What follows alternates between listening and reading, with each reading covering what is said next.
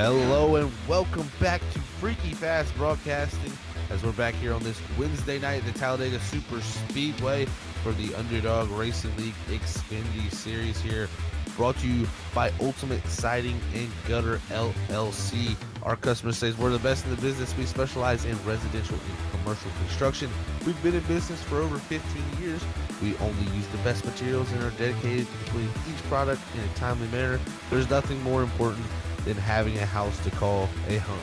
Make sure you go check out Ultimate Siding and Gutter LLC as they present the Underdog Racing League to us here tonight at the Talladega Super Speedway, where we're going to have some great action here at this 2.66 mile virtual speedway here in Alabama. It's going to be fantastic as the drivers are here getting some practice in. We need to give a special shout out to the sponsors who help make it happen here at Freaky Fast Broadcasting. And the first sponsor we want to give a shout to is ButtKicker. Every game deserves a truly immersive experience. The ButtKicker Gamer 2 lets you feel every detail. By moving a physical mass instead of only air, the Gamer 2 provides instant, accurate, powerful base response, and it's all perfectly in sync with every game with no additional software required. So make sure you head on over to ButtKicker.com where you can use our promo code FreakyFast20 to get 20% off of any purchase there at their website of any of their products. So make sure you head on over there and use that promo code to let them know we sent you there. Next, we have the Maconi Setup Shop. You can head on over to their website at www.maconisetupshop.com today. They're the official setup shop of the Richmond Raceway Esports team, with drivers Jimmy Mullis and Zach Novak on their team. Zach Novak, a past Coca-Cola iRacing Series champion, so make sure you head on over there to check out all their setups and all their coaching lessons they got going on for $25 an hour at the moment. So make sure you head on over to MaconiSetupShop.com, and remember, there are setups, but they're your victories, and use that promo code FFB10 to get 10% off of any purchase there at the Maconi Setup Shop. Thank you to all the sponsors who help make it happen here at Freaky Fast Broadcasting and the Underdog Racing League. I am Zach Hall up in the booth. Joined alongside me tonight is Robert Moyer Jr. at the moment as we get ready for this practice session to come to a close here. It's been a fantastic start to this season as we're nearing the start of the playoffs here, as we're about the halfway point of the season. So we only got about 5 or 6 races till this playoffs. It's going to get down to the very crucial bits here that we have tonight here. And welcome to join me tonight, Robert. That is true, Zach, man. Super Speedway Series, they always call this is Talladega. Well, baby, this is going to be Talladega. We're going to see a big one, man, but when's it going to be? So we'll have to see and wait and find out what happens here. Hopefully we don't see too much carnage out there as they got 19 vehicles packing in here tonight at Talladega, Alabama, Zach. It's 16 seconds to go here. And, you know, does anybody got anything for James Love? Not James. Who is it that? Jason Fitzler. Thank you, Jason. You know, does anybody got anything for Jason? That's the question. Tonight might show. You know, somebody else has something. You know, you get that win, you can lock yourself into the playoffs. Things like that. So as looks like practice is coming to an end here, but you know me here. I call this a crapshoot. That's just the way I feel about Super Speedway Series racing. Well, not series, but racing. Oh, I've got Brandon Colley out there calling yikes. But, you know, wow, we got a 9-minute open qualifying, Zach. Interesting. I just seen that 10 minutes here open qualifying. I just noticed that too, Robert, and that really is going to put a different spin on the situation here. It is going to change a lot of this up here to see who puts down that fastest time. Now it's going to depend who you're out with on track. And, you know, with 5 races to go before the playoffs, tonight's a critical night where a driver could really help themselves out by getting some critical points here at track that can take away points from a lot of other drivers. Well, yeah, that's very true. Very true. It can take some points away and things like that. But yeah, I mean, open qualifying, you don't see this too much, ladies and gentlemen, from leagues. So this is very interesting. Like you said, Zach, it all depends on who they get with and who they lock themselves up with. And, you know, there's also teams out here. So we could see some cars trying to lock up with each other, you know, as team-wise. Now, if you got a 2-car team out there, I'd be hunting for another team because 4 cars are faster than 2. That is for sure. 4 cars will make more speed around this 2.66 mile racetrack here. As you're seeing, some people already form up here. Ray Lane looks like he's gone out with Scott Kerberg here. Looks like they're going to be putting down some quick times here. As behind there, you also have Justice Murphy, Trevor Earhart in the 25, and the 17 Allen Bargain Quest. So you got some drivers here starting to form a little bit of a pack. This is going to be interesting. This is definitely going to add more of a spice, I think, to this qualifying session, Robert, where we can see a little bit, maybe a few wrecks, maybe a few hints of what we'll see in the race to come. But I think most guys are going to elect to stay in line. You'll possibly even see some drivers drop to the farther back ends of the line to try to get the big toe from farther back and really set up a really fast time. That is correct, as we're watching right now here, as we've got about 5 cars in line. But with that being said, I want to welcome in tonight Carl into the booth here at Freaky Fast Broadcasting. This is his first event here. First time ever broadcasting, so everybody take it easy with the guy, but welcome aboard there, Carl. Hey, thank you, Robert. Love to be here, and I, love to be at my first track at Talladega. What a better track to be at. Ain't that the truth? Ain't that the truth? But all right, well, I'm going to hand it over to Zach and Carl. They're going to be calling all the action here tonight with Underdog Racing League at Talladega Super Speedway. And like Carly says out there, Zach, it's going to get a little spicy here tonight. But everybody enjoys tonight's broadcast. Don't forget to share this to your friends and family on all the social media platforms out there or your favorite platform. But until then, I'll talk to you at the end of the race. Enjoy the show. Well, yes, we do got the spicy emotes out there for Brandon Colley. Thank you, Brandon, for always bringing, the action out there to us in the chat. Also, as we're seeing the action down here on racetrack right now, 6 minutes, 42 seconds left here in this qualifying session. As you're seeing drivers split up here into different little packs here, trying to formulate something here to put down the quickest time. At the moment, it looks like the 25 of Trevor Earhart is going to be the driver at the top of the board with Justice Murphy there in the second position in that 9 machine. Yeah, you see him getting speed together, but you can see some of that looseness coming together when you get cars and they just not necessarily gripping the track. Yeah, very much so. You're seeing right now drivers side by side too. That's another thing that's got to be questionable because that side draft going to slow these cars down when you get side by side like that. Now, it looks like a few drivers dipping off the pit road as we're going to keep a 4-car pack here out front. David Buell right now the top of the board in the 52, so he's been able to jump up there with his last lap time, but still 5 minutes left here to put down your quickest time. I'm surprised we haven't seen bigger packs form yet, but right now drivers electing to be a little racy. Definitely, and it's a little interesting. I'm not seeing a whole lot of teamwork. There's a lot of different strategies going on, just seeing where the draft is. Very critical night, like I brought up here earlier to everyone out there, especially if y'all are new to the league here at the Underdog Racing League.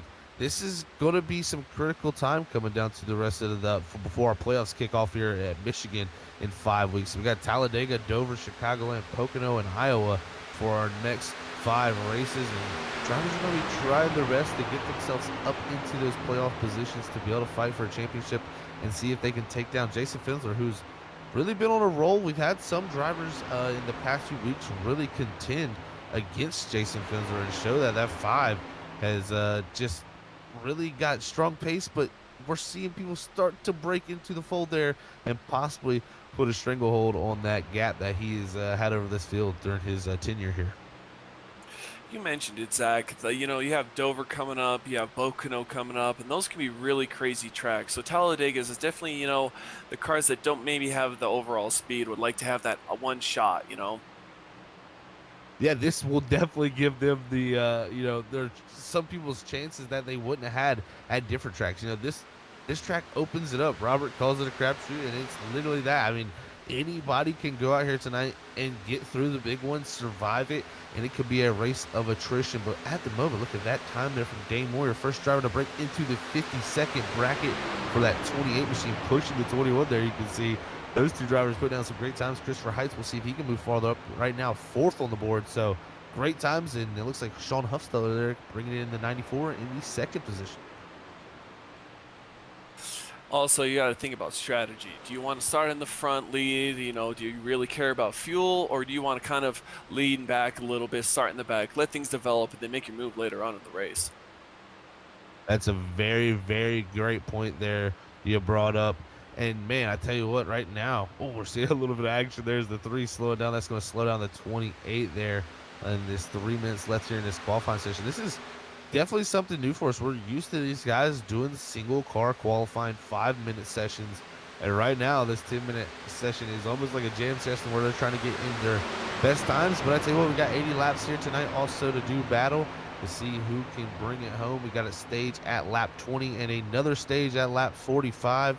So drivers are going to have to think at those points. They'll be coming down with a 65% fuel load. So definitely going to be interesting with that fuel load there to see how far they can make it. I believe we should be able to do those stages very easily. That last portion of the race is going to be the one in question. And, fuel maybe not be an issue in the stages, but think about tires. I was mentioning earlier, you get loose in a pack, you start wearing those tires out. How is that going to feel later on in a run? Are you going to take no tires and just fuel, or maybe 2 tires? What's the strategy going to be? Yeah, Carl, I think that's going to be the real, probably the most likely talking point of what you want to do when you come down for those stops. Are you going to elect to do a quicker stop, just take the fuel and risk the tire wear here at Talladega, where tire wear is definitely a thing that you feel out there, but not as concernable about lap time, more concernable about how comfortable you are out there in that car. And that's where these drivers are going to have to elect to see what they want to do. And do we get a caution where it throws green flag, pit stops out of the way, and they ain't got to worry about what they got to do for strategy? It's always a mixed bag here at Talladega. We're under 2 minutes to go here. We're riding on board with you guys right here, trying to put down the fastest times in this session. And man, you're seeing really aggressive pushing down the back straightaway there. Man, it's crazy to do in qualifying, but that makes you think as you're trying to get up front as far as you can. And, this is a time, it's a valuable time. We talk about qualifying, it's always usually about the driver himself, just all by himself out there, being as smooth as possible. Right now, you can even learn techniques that you're going to be able to use in the race because you're actually having to use that here to put down the faster times. And still, with 1 minute remaining here, Dane Warrior hanging on to that top of the time there, and almost, or really, a whole 1/10 of a second there between him and Sean Huffstetter. So that is very impressive to see. We'll see if anybody can break into that 50-second bracket. Right now, though, a lot of good times for a lot of these drivers needing good runs here tonight up front. Yeah, definitely. But I'm seeing just a couple of 5-6 car packs are gaining speed. They may get their time in before time is up. That's going to be very critical. See if they can get it in before this clock is ran out. 45 seconds there on the board. We'll see what it is. There's a good group of cars passed there by the line. Nobody able to move themselves up the board there, as it looks like most of these drivers equaling out on their times as times continue to click in. The key is going to be, can they get it in before that iRacing counter goes down, because we know you will lose a lap time very quickly here if that timer isn't all the way gone. If it isn't a game of inches. That it is here at Talladega. Always a game of inches at Talladega here. Is Ray Lane trying to get his time down. He's not going to have enough time though. Here with 3 seconds left. These drivers are going to come up about a couple hundred feet short of the finish line here as the session is going to come to a close here as the check flag is in the air. And actually, as because of it being open qualifying, it shall actually carry on to let them do the lap. So, yeah, you're going to see a few guys actually put down faster times, and that's going to be David Boyle, who's going to get straight to the top of the board on his last time, and Trevor Earhart's going to go to second with a 50.804. That is great stuff for those two drivers jumping up there in the last moments of open qualifying. And look at that. And that's what I was saying about that. Getting in that pack, you just want to get that momentum, and how is that going to develop into the race? Wow, what a finish there to that qualifying session, ladies and gentlemen. Thank you all for tuning in here, as always, to Freaky Fast Broadcasting and this Underdog Racing League. It has been a fantastic season here in this Xfinity Series. You can see Barney, he's waving the checker flag and letting them know, guys, wow, what a qualifying session we got there so far. We're going to have 80 laps now here as 10 seconds remain before these drivers officially will start to grid up on pit road and begin their progression to the racetrack. As what a night it's so far been. There it is. The official end to qualifying is up. And there's the iRacing pace car. They're going to start to grid up. We're going to go through our grid here and let you know where your favorite drivers start tonight. As there is the freaky fast grid. David Boyle going to start up front there in that 52 machine. Second's going to go to Trevor Earhart. Third place is going to go to Dane Moyer in the 28 machine. Fourth is going to be Sean Huff-Stutler. Fifth is going to go to Christopher Heights. Sixth is going to be Nick Alves. Seventh place is going to go to Kevin Orlando Jr. Eighth is going to go to Justice Murphy. Ninth is going to go to Ray Lane. Rounding out your top 10 is going to be Alan Bargainquest. 11th is going to go to Jason Finsler. 12th is going to be Justin Stunnard. 13th is going to go to Brad Ringer. 14th, Jacob Sekovich. 15th is going to be Scott Kerberg. 16th, Parker Johnston. 17th is going to go to Cody Dorsey. 18th, James Loveland. 19th is going to go to Peyton Presley. 20th is going to go to Grant Thrope. 21st is going to go to Dylan Walterman. And 22nd is going to go to Ryan Twynham, as that rounds out our field here at the Underdog Racing League for their Xfinity Series here tonight at Talladega. As we're getting ready to roll off here as the rest of the field grids up. You know, this is going to be exciting. We have 22 cars, a super speedway race, halfway through the season, playoff picture shaping up. I'm excited to see what we're going to watch here. Well, we're glad you could join us here tonight, Carl, and be along here for the ride at the Underdog Racing League as these drivers continue to charge on through the season. As we switched over from the trucks last season here to this Xfinity car, and it's definitely been an interesting transition to see which drivers took to it more quickly. And now as the season has continued on, we're past 10 weeks here in this season. It is really starting to show a new dynamic of some drivers who didn't really pick it up as quick are starting to show the speed that they had in that truck series, and some drivers are continuing to build on the successes that they built early in the season. It's been fantastic so far. As you can see them there rolling off the grid. The action's about to start here at Talladega. I cannot wait till this green flag stops, but like it was said earlier, this being Talladega halfway through the season, there's got to be some pressure on some of these drivers to get that win. Oh, that is for sure. Tonight could be anybody's shot. David Boyle up front. He's looking for his first career win here at the Underdog Racing League. What a story that would be. Same for Dane Moyer there. Christopher Heights in the 5th position. Nick Alves there in 6th. Orlando Jr., he's been so close so many times. So many of these drivers really right here in our top 10. Most of the drivers not race winners from our past season. So this is going to be a very interesting start of the race, and I cannot wait to see how we get to stage 20 and see who can make it to the end. Big key, though, also got to look out for this, everybody out there.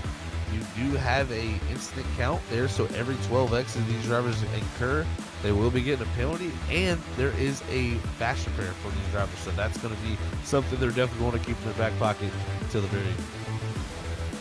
That fast repair is going to be critical. Like you pointed out earlier, you have a lot of people that want to win, that need a win, and they're, I don't want to say desperate, but they're really urgent, to fill in that pressure.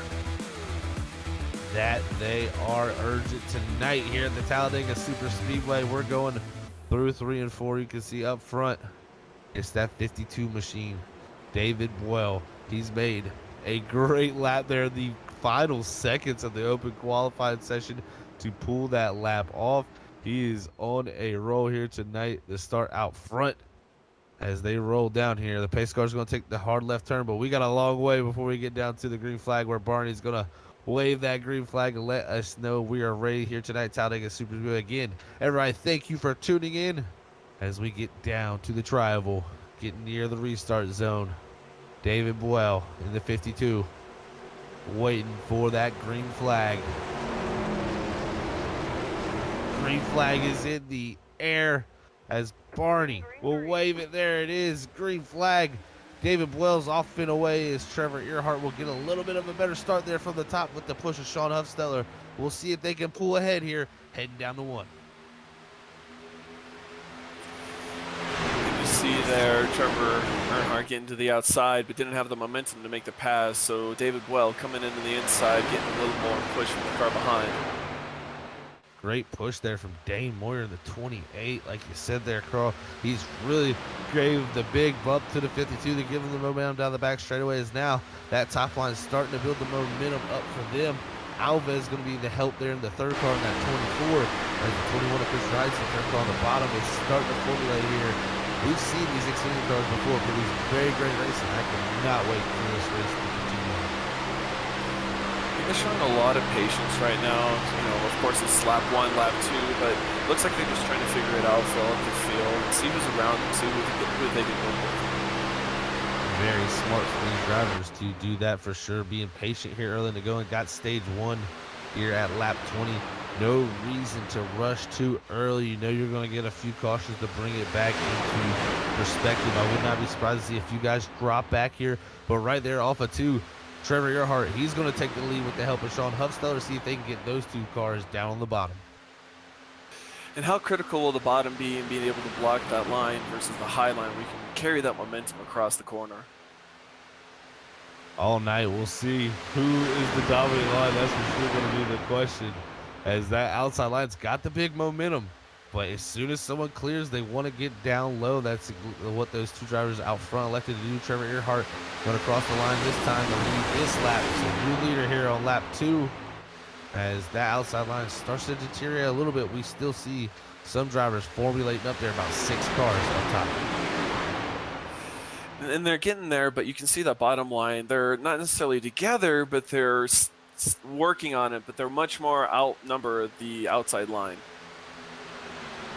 As we look back at Justice Murphy in this 9 machine, he is in the 10th position here, really holding on to position on that bottom lane. Orlando Jr., though, another driver looking to get in position to get himself a victory this season. He's been close so many times. Saints for Justice Murphy there in the 9. Ray Lane included in the 55 there directly behind him. I mean, we got a lot of drivers hungry here tonight for a race victory. And everyone wants to win at Talladega, right, Zach? So how hard would they be pushing for that?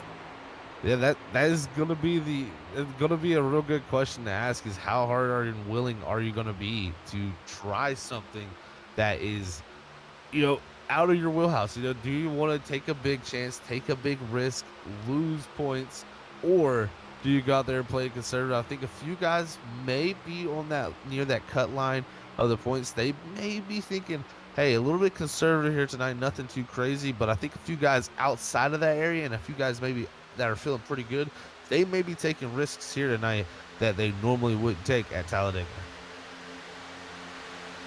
Exactly, because it's all about that one shot, and that one shot to win. It doesn't matter if you're in the playoffs or not, to win, that's why we race. That is why we race, my friend. That is for sure. As Alves now, what do we got going on here is he's got the outside line starting to move with the help of Alan Bargain Quest up top in that 17 machine. But Jason Finsler in the 5, he's making a run through the field there from the 11th position. He's the 3rd car in line up top. He's our defending series champion, and many times this season's been up front. He is pushing very hard on that back straightaway in that 5 machine. And then, is he just trying to get up there, or is he just, maybe trying to set himself up for the stage break? That is the question. I think for him really is just right now is his biggest thought is probably keeping that 5 machine up front here tonight. He's got such a big points gap to the cut line that he's really got nothing to lose. This is all about building up his season here as he continues on. So Jason Finsler, he's just such a dominant driver at the other tracks that I think tonight is kind of a track he can kind of go out there and have fun and take some risks that he's doing right now. As right here in the 76, Brad Ringer back here in the 10th position. He's working that outside groove on the outside of Christopher Heights there in that 9th spot. So right now, all 22 cars in line here with Peyton Presley out back there in the bottom. Nobody electing to fall farther back though than a 2.5 seconds. And they're all really, behaving themselves, staying in line, not really pushing the issue too much. And think about Jason is, what if this is a chance to get off strategy, to maybe experiment with something to try later on, maybe in the playoff run? I think this is going to be a good time to experiment for him. I mean, he's like I said, he's got such a big lead and stuff. He's such a good gap there. He can go out there and try something. One driver actually that Robert Rader is not here tonight. He's a very good racer. He's our third place man in points. James Lovin, our second place man in points.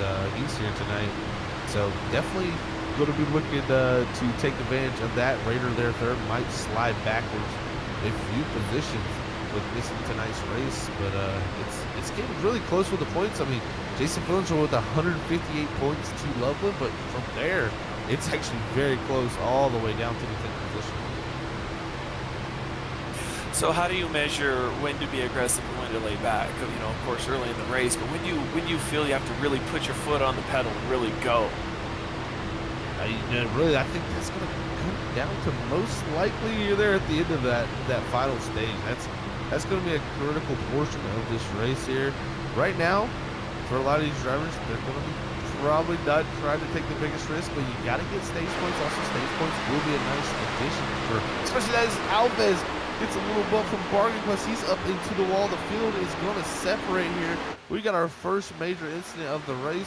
We're going to stay green, though, as that's going to check up the field a good bit. I think everybody's going to be fine other than Alves. He may lose the draft with that scenario there. But right now, big moment for the driver who took the lead last lap. And I think that is huge for the rest of the field because everyone was developing a plan, everyone thinking, and now that broke everything up. Everyone's going to be single file trying to get that draft, so it's going to be making passes so much more important.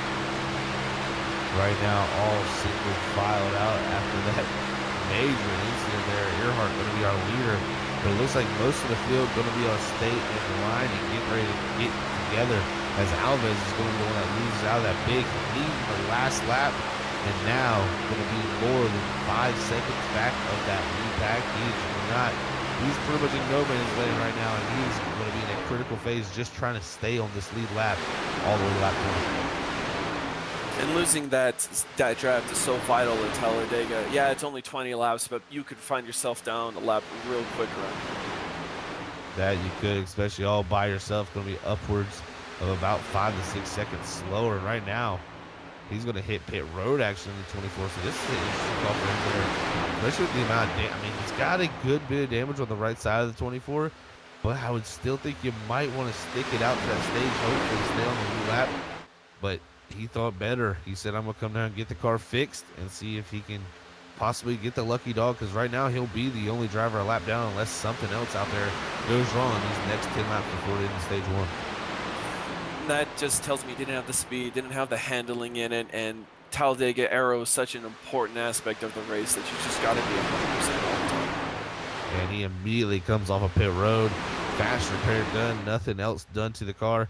He's going to try to get out here and come out somewhat similar to the pack, see if he can latch on and just stay one lap down. That's going to be his big goal now, and maybe even come out in front of him, maybe, you know, take the lead the old-fashioned way. And, you know, out there in chat, we got our good old buddy Brandon Colley talking out there. Yeah, I'd like to see the third lane happen soon, but I think that'll be safer later in the race.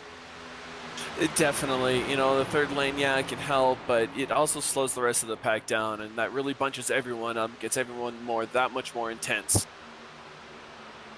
3 wide racing is super intense, that's for sure. As Bargain Quest here in the 17 riding there in the bottom lane. Ooh, a little wiggly there for that car. He got a little bit loose there on the bottom going through that draft there as Brad Ringer there in the outside. Been holding station there pretty much 8th to 10th there up in that high lane as we got single filed out after that incident. Now we're back double filed up. These guys are racing it out again here to end out stage number 1. Watch out for the 24, staying high, staying out of the way, letting the cars race. Hopefully it doesn't create a scene later on in the track. Looks like he'll try to just latch on here to the pack as he drops back continually there in the 24. Going to be the only driver a lap down at the moment, so he'll be able to take that to thought and be able to hold on with that situation. But right now, Earhart out front still. Well, our pole setter now leading that outside lane. Look at Christopher Heights. He jumps up in front of Brad Ringer in the 21. He's going to look to push Jason Finsler and David Boyle forward. And you're watching it right now. The inside lane is having that, you know, being able to grip the downside and being able to get through the corner, but that outside lane has momentum. As these tires wear, will it affect later in the race?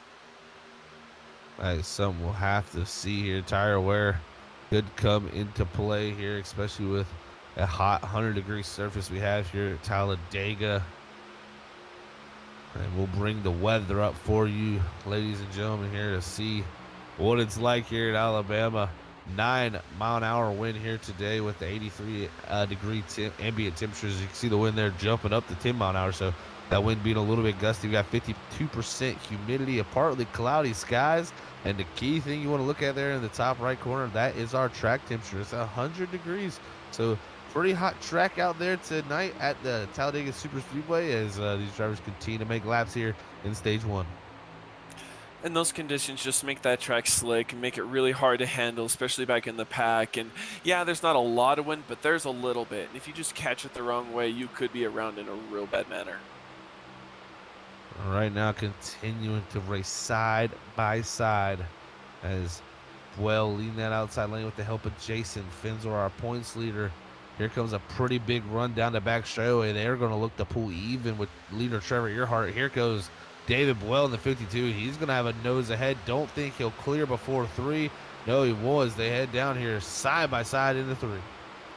Man, you can feel that intensity. That stage break is coming in about 5 laps. Everyone's trying to get as many stage wins as they can. Earhart still out front, been able to take the lead since lap 2 and has pretty much led that bottom lane since then. He's been looking very, very strong with the help of his team, Sean Huffstutler there, as now the field continues to race side by side as Boyle, he was right dead even with him entering 3. Now going to be dropped all the way back to that 4th place car there in that inside lane of Justin Stunnard, who's really worked his way up to here. Also, too, is starting from that 12th position, up 6 spots for him there early in the going. Definitely. People are making moves. I'm watching Sean push Trevor down the track, holding that inside line. He's been there for a couple laps and just slowly getting there, We're riding on board with our points leader here, Jason Finzel. You can see from his 5 machine. Can't see very much when you're pushing these cars, even with these Xfinity cars. You know, we always talk about the Cup cars, the visibility being very difficult in those cars and the giant spoilers they have in the back of the things. But even with the smaller spoilers right here on the Xfinity car, it's still tough to see. The visibility is not great when you're tucked up behind someone like Jason Finzel is there, and you're pretty much relying on that person being your eyes. Definitely. Look at that the bottom 3 there, making a breakaway and pushing themselves away from the rest of the line. Do you think those higher side cars are going to want to get down? We're going to see if they want to. If some drivers want to elect to get down there, maybe that's going to be the way to get forward. But you know, we've seen the outside line's been able to be strong. It's just hasn't formulated nothing in the last few laps. They got close to clearing there with David Boyle, but maybe them temperatures in these race cars starting to cause an issue with pushing a little too hard here late in the stage. You're seeing they're about 7th and 8th. They're kind of fanning out a little bit. That could be aero. That could be trying to cool the car. But either way, I think they may be trying to get a handle on their cars further back in the pack. As you see there, what a great shot there through 1 and 2 as the pack storms through turn 2 down the back straightaway. We're on lap 17 of 20 here in this stage. These drivers are going to be able to push the shove. Big run down the back straightaway here is a big shove from Jason Finzel. He's been able to pull David Boyle now side by side with that second car in line in the bottom lane. We'll see coming off of 4 here. Do they have the momentum to keep pushing forward here in this to end this stage? It looks like they may. They're really going through, pushing each other down through the tri-oval. They're really feeling that pressure. You said it's lap 17. The stage break is at 20, so they want those points. Points are going to be critical here tonight, that's for sure. It's 5 races till this playoffs. You want as many points as you possibly can get. David Boyle, he's elected to do a little side draft in here to try to pull those lines back. That's possible. The outside line is going to have to do here to slow down that inside line. Ooh, man, Dane Moyer about jumped out there to the top line in the 28. He elected not to do it. That could have been very, very dangerous. That was a huge moment for the 28 down on their inside line. It was a good eye on everyone behind them. As now they'll round out of 4 here. Trevor Earhart in that 25 machine. Being able to keep it out front with the help of Sean Huffstutler in the 94. Boyle in that 52, though. Can he formulate something here late in this stage here? We're coming to 2 to go this time. Brad Ringer, he looks up to the third lane. Nobody goes with him. He ducks back down to that second lane, maybe to get a little air on the nose to help push here in these final 2 laps of the stage. David Boyle, they're really trying to side drive, really trying to slow that inside line down to get him up there, make him some stage points there. Stage points are going to be critical here. Down the back straight, we're going to be coming to the white flag next time by for this stage.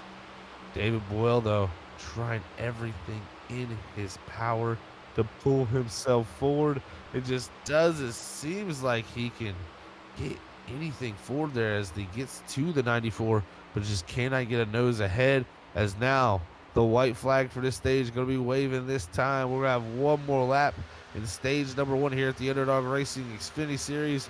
Let's see how it all plays out. Boyle, though, able to pull side by side as they entered into 1. Maybe this is what Fensler was waiting for. He was waiting for the big push through 1 and 2. Can they get it done down the back straightaway? Yeah, Fensler with a huge push, and I don't think the 52 has any stage points. So, man, if he can eke out even a second or third place finish to this stage, would be huge for that driver. And there he goes, jumping down to the bottom. David Boyle, our pole setter, able to jump down here, grab the lead here in this stage. But now can Fensler get the help in the 21? He's to the quarter panel. This is key. You get to that quarter panel, you can pull that 52 back. Here comes the outside line down through the tri-oval.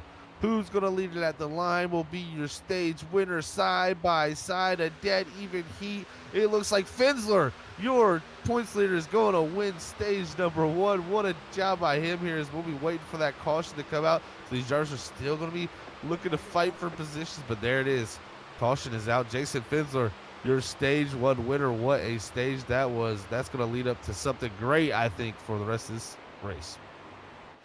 That was just an amazing race. You could tell the pushing and shoving. Cars were getting loose in the pack. They really wanted those points, and here is Jason coming in. Started in the middle of the pack, rushed through that first stage, and coming with the stage win. What a drive from the 5. That driver keeps just racking up all of these points. He's it doesn't matter where you go, a road course, a short track, an intermediate track, or a restrictor plate track like here at the Talladega Super Speedway. Jason Fensler knows how to get it done as he gets another stage victory. So that right there, just for reference, Carl, if you don't know, we do a thing up here in the booth called the Freaky Fast Grand Slam. So if you win the pole, both stages, and then win the race, you get the award called the Freaky Fast Grand Slam. He has many to his name in Jason Fensler, but tonight he stopped that from happening there with David Boyle, who's going to come up just a little bit short here in stage 1 of possibly pulling off that Grand Slam. Now is Fensler going to get another stage win. Well, he started the night right, and David, he started at the pole. Yeah, he may have finished second, learned a lot, got up in front, got some stage points. But let's look at Brad Ringer. Started 13th, up in 4th. What a drive for that guy. Very great point there. Brad Ringer's really driven through that field there.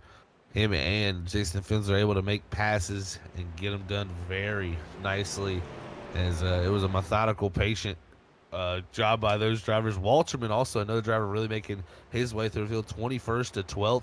He's looking to continue that climb there, as we'll be seeing them come down here possibly to pit road. Yes, they will all take the right-hand turn down here to pit road to get 4 tires and fuel, most likely. We'll see what they do. 4 tires sets tonight, so 3 in the pits. They'll be probably looking to get one of those right now. Tire strategy and fuel strategy is going to be so important. Do you think people are going to make a 2-tire jump and try and get up there in the lead pack, and maybe try their hand at leading this race? You know, it's very possible that someone could take 2 here to try to get track position. Really, the tires are going to have a factor, but really right now, I think what most drivers are going to elect to do here is take 4. So take another 4 at the next stage, and then hopefully when we come down for those green flag stops, they'll be able to take a little bit less fuel, maybe where they won't be able to have to take tires still, and save a little time there. So we'll see how the strategy plays out. But right there, Jason Fensler win the race off pit road. He was able to take 4 tires, so most drivers they're electing to do that strategy, as he's going to win the lead and lead us back to green here in just a few moments. Let's look at that 33 machine, Justin Stuner behind him. He started 12th. He's up in second. He was been up in there in that pack. He was pushing a lot. But what do you think he's going to do in that outside or in that front row? He's going to be very much pushing hard, but we got to also think too. You know, Carl, this will be information for you here too. Justin Stunner, Jason Finsler, they are teammates, so those two will probably be looking to work together here at some point. And I wouldn't be surprised if Stunner, he did some type of pit strategy there, because he jumped up from really outside the top 10 there. Yeah, he did fuel only, so it looks like he elected to do that. I believe also the same call there for Jason. Oh no, Jason Fielder did take tires, so yes, he was able to take tires and still come out with the lead. But teammate Justin Stunner there taking no tires as they come out 1-2. Interesting point. No tires, some tires, fuel only. Let's see how this works out for them on the restart. And thank you all for tuning in there. We've had a great night out there in chat. Thank you all for chatting it up. And if you haven't yet, make sure to hit that thumbs up button, as it'll definitely help us out there on the YouTube algorithm side. And also hit that subscribe and bell notification button if you want to be notified each and every time we go live here on Freaky Fast Broadcasting, because I can tell you what, we have some spectacular leagues and some spectacular action almost every single night. We have to have a few off nights, so as Robert calls it, wifey night. So you got to have those nights where you get away, but mostly Freaky Fast Broadcasting, if it's this time, we're usually broadcasting live at this time of the night. So make sure you come and check us out as always, because we got that beautiful 1440p crystal action out there on the racetrack, and it's always a pleasure to call up here in the booth as they're going to get side by side here, lined back up as pace car lights go off. Jason Fielder looks like he's going to take the outside lane. Maybe his teammate going to elect to get down. Yep, Justin Sturner going to take the bottom there. So, yep, Fields are going to take the top lane as we're going to be looking to go back green here if the pace car lights out. And this is going to be fun to watch. Got teammates in the front, and look at Trevor Earnhardt, number 25 in 6th place. He started second. He led a little bit, fell back, but there he is in the back of the pack. I don't necessarily know his pit strategy, but this could be fun to watch to see him move up again. We'll have to see how Earhart's progress is considered, as he's right there 6th now. It's going to be fun to watch him, like you said there, Carl. If he can get back up there to that lead position like he got since lap 2, when then those drivers took it from him in the last lap of that stage. So he knows how that felt there to lead that pretty much whole stage and not get that victory. He'll be definitely charging to try to get up through there, as we've definitely got the field shooken up now with these pit stops and stage over. We're going to go back green flag racing here. And remember, lap 45 going to be the end of stage 2. So about another 25 or another 20 laps and we'll be there. And here we go again. We're going to have 15 laps, maybe some calm, organized racing. The last 5 laps, intensity's going to rack up. Who gets those stage points? That is a great point there. We've seen it. It definitely racks up there in those final 5 laps. Everybody starts to show their hand. We kind of seen the outside line fall back or just ride a little bit. I think mostly what we were seeing there is drivers keeping the temperatures cool, because it's what I'm seeing is you get pretty hot probably pretty soon for those big pushes that you need to get the big runs. We'll see who can manage it the best, and we'll see how it works out in this stage. Don't miss out here as you continue to tune in here on Freaky Fast Broadcasting. The pace car going to pull its way down the pit road.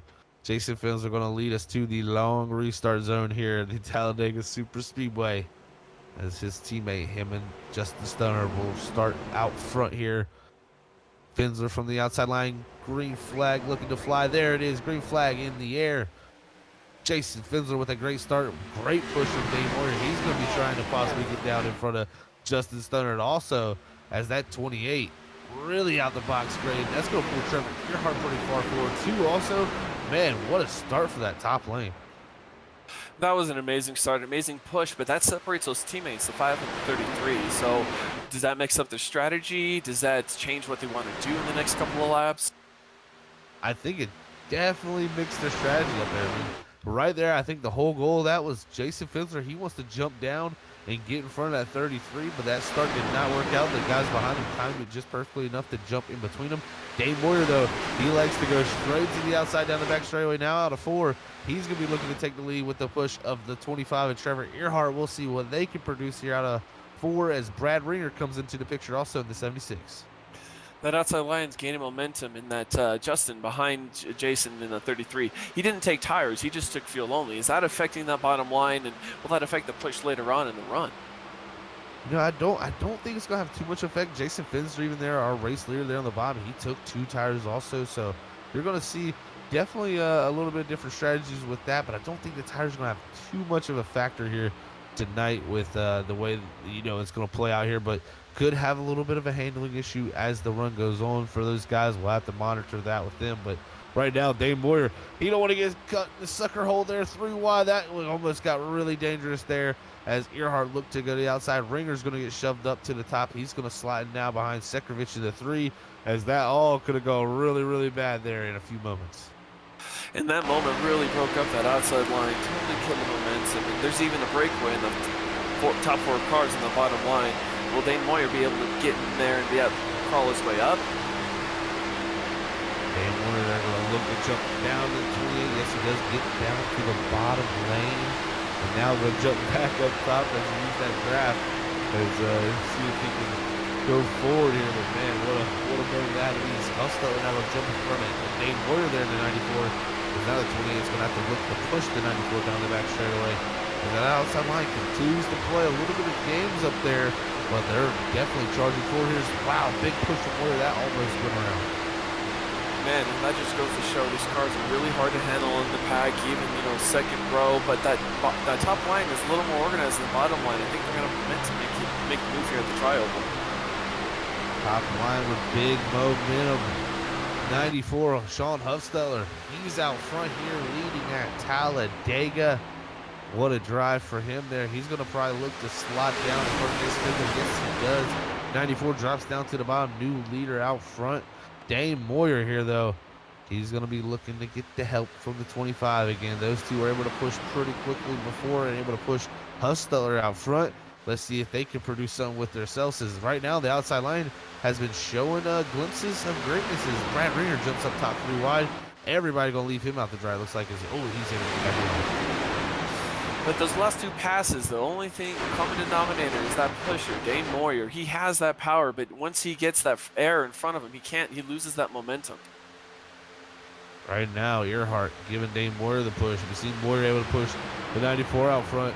Can Earhart do the similar to Moyer? We'll see here what type of help is, man, side by side here.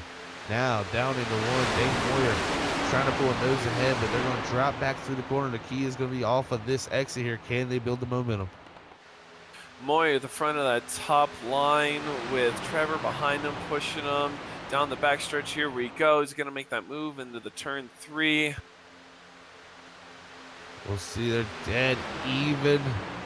Hufsteller going to able to stay out front. I mean, that is just showing the power of Jason Finster on the bottom. When he wants to push, he pushes, and it just shows. Right there, they had a little bit of a challenge to that inside line. He started to push very hard, and they really went flying. And here we are halfway through the stage. People are trying to get some position, get up there, getting ready for that green-white. Oh, man, this is getting nerve-wracking here as they continue to race side by side here at the Talladega Super Speedway. We've seen that outside line is able to produce stuff with their Dane Moyer pushing. Can Trevor Earhart, though, do the same by pushing him? Oh no, that's going to be a push almost directly to the outside wall. What a save, but the check up there in the back. Cars in the back there. And that is what you call a accordion effect there. As it happened up ahead of him. Now, the wreck going to happen, but no yellow because that is a wreck off the racing surface. We're going to stay green here. And Alan Bargain Quest there in the 17, I believe. The 11, Peyton Presley involved. Multiple different drivers. Ryan Twynham there getting some damage on his race car in the 31. There's multiple guys involved in that incident. That was shocking. There was no yellow. That was 3 or 4 cars caught up in that. But here they are. They're on the outside lane now. That has the momentum. Will he come down to low, be able to block that line? We'll see. Finsler staying up high. He's got the push from Dane Moyer and Justin Stennard. we'll see if the two teammates can get clear. Huffsteller, they haven't been able to do it yet with the inside line. Here comes the inside line back with Huffsteller charging forward in the quarter. Yeah, man, they almost had their shot to get the 5 and the 33 down to the bottom, but they could not get it done here, as now it stacks up on the outside line as the pack tries to solidify itself. Right now, drivers got to be thinking just to get to lap 45, because that they got to remember that is the stage that will be critical to stay on the lead lap right to that point. Definitely, but look at that 52 machine. He's moving up. He was hanging back there. He finished second in stage 1. He's working on stage points, getting him through the playoffs, and there he is again in P3 on the inside line. Here we go. What a night it's been for Dave Well, pole setter, second place man in the stage. We'll see if he can continue to have the great production he's had here so far, as he's going to be pushing Huffsteller down the back straightaway. Big run from that inside line down into the corner. Got to pull dead even with Jason Fensler. But man, oh man, the lap 45, we're looking for that stage caution. It's going to be one of those wild finishes, I'm sure, as we got a little bit of a smaller pack here formulated because of that incident, but it's still, we're going to have some pretty giant runs here coming down to the end. Well, this is going to get really exciting. We have two teammates in the outside line with Jason and Justin there. In the 5 and 33 with Dane Moyer. We know he's a great pusher. He's going into 1, coming out of 2 with about 12 laps left to go on the stage. Seeing another driver creep up into the picture in the outside lane. That's the 99 machine, the freaky fast machine.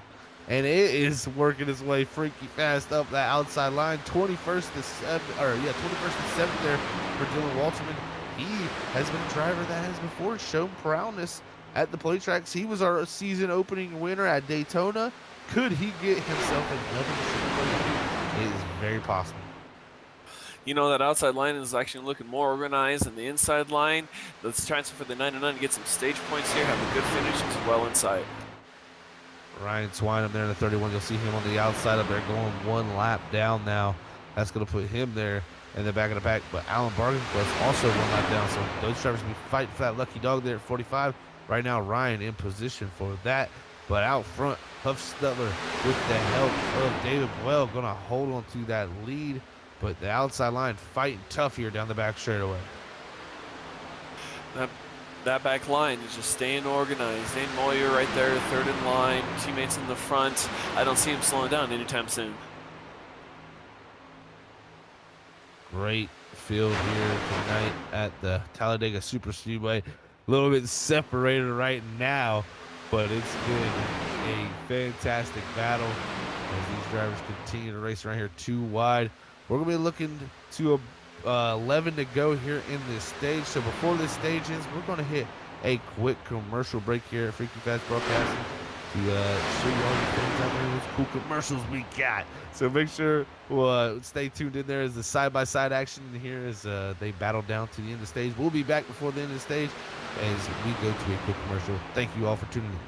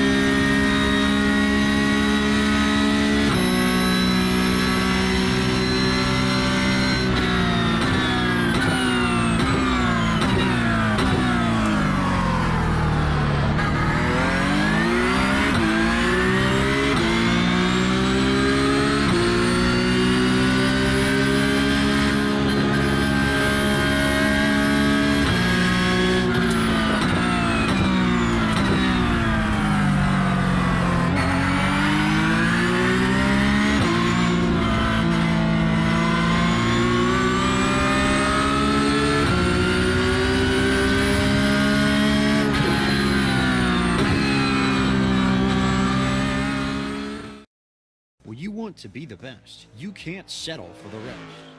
There's a reason that Maconi Setup Shop is trusted by more virtual and real-world tracks and companies than any other setup shop in iRacing. With partners such as Stafford Motor Speedway, the Nashville Fairgrounds Speedway, Five Flag Speedway, Speed 51, and more. When you want something done right, you go to the experts at Maconi Setup Shop. With setups available for most series on both asphalt and dirt, built by a team of professional builders consisting of some of the top talents on the service, Maconi Setup Shop LLC has what you need to hit the track with confidence. Head over to MaconiSetupShop.com and learn why Maconi Setup Shop is the official setup shop of Richmond Raceway Esports and is partnered with some of the largest names in virtual and real racing. And remember, at Maconi Setup Shop, there are setups, but your victories.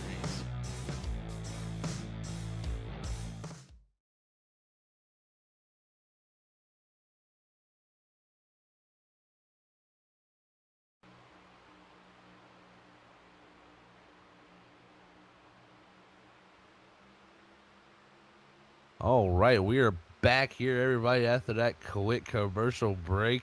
And we're going to be coming here now to 6 to go in stage number 2. Right, still out front, as you see in the side-by-side action. That beautiful side-by-side action, I must point out, is Sean Huffstetter still holding that bottom lane with Dave Well. We've kind of had what I'd like to say a stalemate here. It's kind of been similar to what we've seen right before we went to commercial. They've been holding suit. They've been holding suit, Zach, but you saw them there and side by side a couple laps ago. They were getting really close together, and 5 laps to go on this stage. Again, that 52 looking to build upon that points that he has and try and make it run for the playoffs. David Boyle definitely trying to get his best out of tonight here at Talladega. We've seen him already on pole. He's been up front for majority of tonight.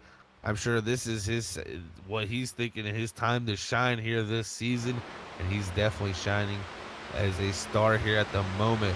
As you see this field here, still side by side here nearing the end of the stage, 5 to go. When do you think they're going to start to really push your car? As Fins are there, pretty big run down there to start finish line. Oh, I think right about now, Zach, you just got to feel that. You got to take control of the race. You know, this is the last guaranteed caution for, you know, tires, fuel, whatever you may need. So it's going to ramp up right now as we see that bottom line gain some traction, get up there, and gain some momentum. Great run from the bottom lane out of 2. Stunnard giving the great push to the 5 machine there. Those 2 teammates working that outside groove. We're going to see if they can formulate something. We've seen Jason Fensler be a great pusher, but is he going to be able to get pushed the same way he was able to push the other drivers? We'll have to see as they're becoming this time right here. 4 to go for stage 2. Well, you mentioned it, Jason's, you know, he was a great pusher, and that 33, that teammate there's having struggling getting up there, and Jason took 2 tires on the last stage break, but the 33 only took fuel. Could that be affecting them in that outside line? It is very possible that could be a little bit of effect, or could we see similar the same effect where, you know, they waited till that very last lap of that stage to really go, maybe conserving the temperatures on those race cars right now to make sure they can give one final dash here down the back straightaway. Though pretty big wheel for David Boyle in the bottom. That's going to give that outside line some momentum down here in the 3. We'll see off of 4 what they can produce from the outside here, coming to 3 to go. Dane Moyer getting close to that bumper of Justin Stunner. You know, he can push. He's been pushing all day long, and if he gets up there, can that outside line prevail, Jack, and maybe make that run on that stage? Right now is going to be the key thing here to see if they can get it done here. Jason Fensler going to lead that lap there. 3 to go in the stage. He's almost clear out front. He doesn't drop down. I think he's trying to wait to get that teammate of Stunner with him. But, man, it is so tough to do so far tonight to get 2 cars out in front of the whole pack. They're going to need to produce something big here, as right now Huffstetter is still hanging strong on the bottom. Jason Fensler holding that outside line so hard. He wants to keep building for that Freaky Fast Grand Slam. He wants that award. And there he goes around the outside. It's a big run going to be formulating here off of 4. It's going to be 2 to go when they cross the start-finish line. If they have anything available, they're going to be starting to use it now for sure. As they come through the tri-oval, big run from that outside lane. Stunner pulling a nose ahead here. Another lap led to Jason Finsler as we're going to have 2 to go here in the stage. Oh, here we go. Intensity wrapping up, going into turn 1. People starting getting loose, trying to get closer, get that push of the car, maybe make that move. Here we go. Right there out of 2, though. Huffstutler and them pulling ahead. The outside line, though, keeps coming back for more. They are not done. They're trying to get everything out of that outside lane. And right now, dead even heat down to 3. What do they have, though, when they come out of 4? Because they're going to see the white flag for this stage and one more lap for stage number 2. Who's going to be your stage 2 winner? We'll see next time by. And there we go, Jason making a move on the outside line, breaking clear of the 94, seeing if he can carry that momentum down into turn 1 and see make that block. Right there, he's going to have the lead, but can he get it back at the finish line? Through 1 and 2, though. Huffstutler, well, they pull ahead here. Here comes Murphy. That third car is going to need to get farther up there. Justice Murphy too far back to help those 2 up front. We'll see if the outside line can fight back. We've seen it lead almost every single time down the back straightaway. Buell makes the block. Here comes Huffstutler with the block. He does the perfect block, though. 3 wide now. Justice Murphy to the inside. Well, though, he's going to slide back down. What action here off of 4 with Huffstutler leading. That was amazing. They all kept that straight together. 3 wide, going into 3. Coming down the dog leg into getting the green-white checkered for the stage win. Here comes Sean Huffstutler. He did it. What a block from the 94. He's going to win stage number 2 as they're going to be throwing the caution here at any moment now. There it is. Caution flag out, and that's the end of stage number 2. Sean Huffstutler, the 94 machine, able to win your stage number 2 here tonight. That is a heck of a block. I mean, Boyle went to go do it himself. Wasn't there in time. Huffstutler closed the door and was able to hold on to his Murphy there, made the big move down to make it 3 wide. He gets 3rd, Finsler 2nd. What a end to stage 2. I tell you what, if anything is looking good for that final end of this race is the finishes of stage 1 and stage 2, both being great endings. Man, sorry about leaving you hanging there, Zach, but that just that ending there left me breathless, and I just couldn't carry on. It definitely did. I get, man, those things right there, they'll get you. They will definitely get you here at the Underdog Racing League. They'll leave you speechless sometimes, and you just don't know what to say when you see it. But Huffstutler, he's got to be excited out front here at the moment. We're going to be looking to get them down here to pit road most likely here at some point. But congrats to Sean Huffstutler on another amazing stage win to back up his resume this season. And let's look at 12th place there. Nick Alves, he got caught up and hitting the wall early on in the race. He used that fast repair. There he is in 12th. Last stage, he actually may make a break and make some moves in this race.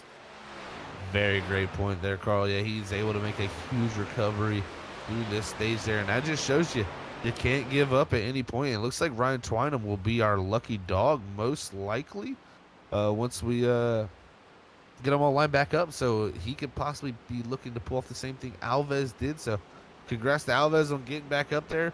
We're going to have a final dash to the end here after they get off of pit road. This is going to be the most critical phase of the race here, and also possibly the phase of the race where we see green flag pit stops come into play.